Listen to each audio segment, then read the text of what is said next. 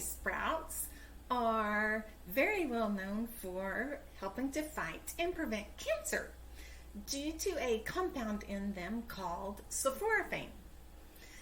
In today's video, I'm going to show you 2 ways that you can increase the sulforaphane of your broccoli sprouts when you make them.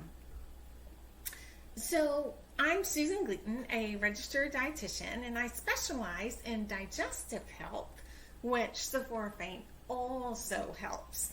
So sulforaphane activates something called NRF2 in our bodies, and this is helpful in many ways.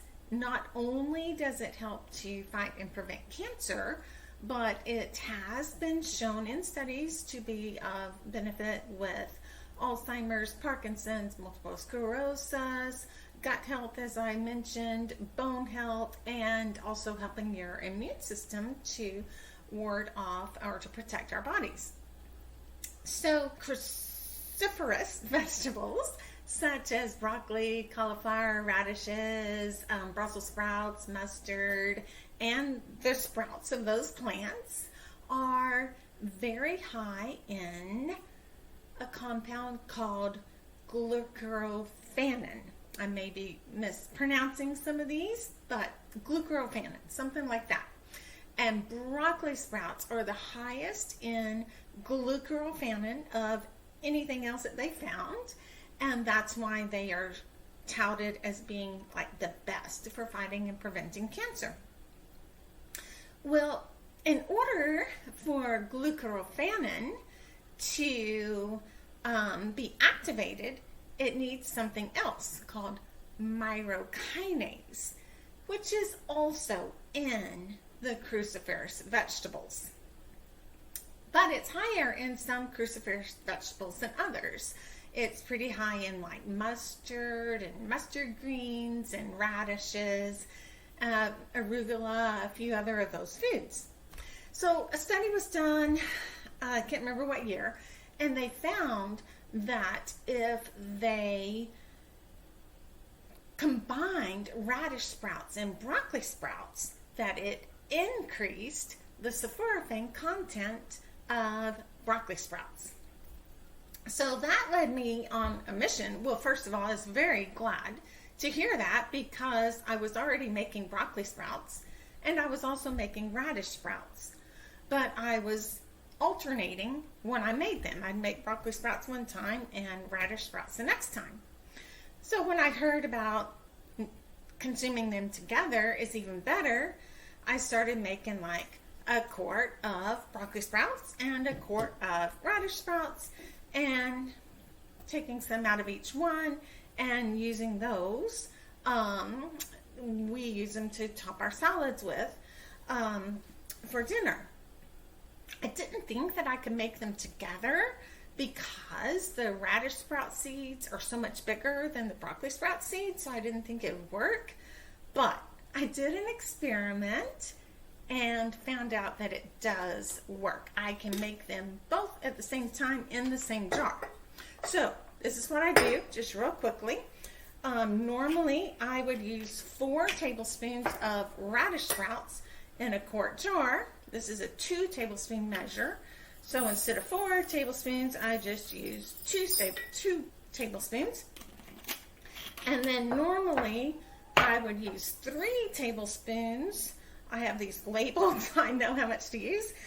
3 tablespoons of broccoli sprouts. And so in this case, I'm going to do 1.5 tablespoons. So it'll be almost 2 tablespoons. That's all I do. So I'm putting half the amount of each one that I would normally use in the jar. So I'll add the cold water as normal. Normally you would soak broccoli sprouts for, 10 minutes to an hour. And normally you would soak radish sprouts for 1 to 3 hours or even overnight. So what I'm doing, and it works, is I just soak them for an hour or so and then continue making my sprouts as I normally would. So that is one of the ways that you can increase the sulforaphane content of your broccoli sprouts, and that is by combining with the radish sprouts. I'm going to show you the second way right now. So here is my combo broccoli sprouts, radish sprouts. You actually need about a 1/4 cup per person would be considered a serving. I'm not going to get out that much because we are not fixing to eat dinner right now, so I'm not making salads right now. Just going to get out a little bit to show you the second way, but normally I'd be using like about 1/3 of a jar, depending on how many people are eating dinner that night. So what you can do, so I mentioned about all the cruciferous vegetables containing glucoraphanin and also myrosinase. Okay, now these two components need to combine in order to make sulforaphane, which is what we're after to activate that NRF2, right? Well, the two chemicals or the two components are stored in separate cells in the cruciferous vegetables, and they have to be combined in order to produce that sulforaphane. They also have to be combined when the plant is raw versus cooked. They must be combined when it's raw. So how do you combine them? 3 ways: chop, chew, or freeze.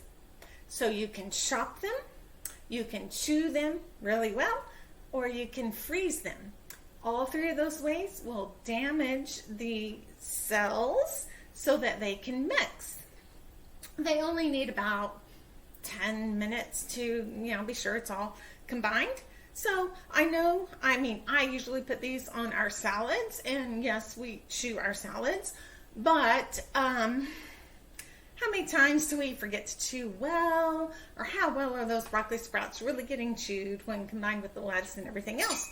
So all I do, I take the sprouts out, I don't usually stir them a bit at this point. I just chop them up. I go both ways, and I would have a much larger amount. This actually isn't even the amount for one person. You want at least 1/4 of a cup for a person. So I'll just chop them up and then mix them and then put them on the salads. And that is the second way that you can increase the sulforaphane content, which fights cancer and does all the other wonderful things in your broccoli sprouts.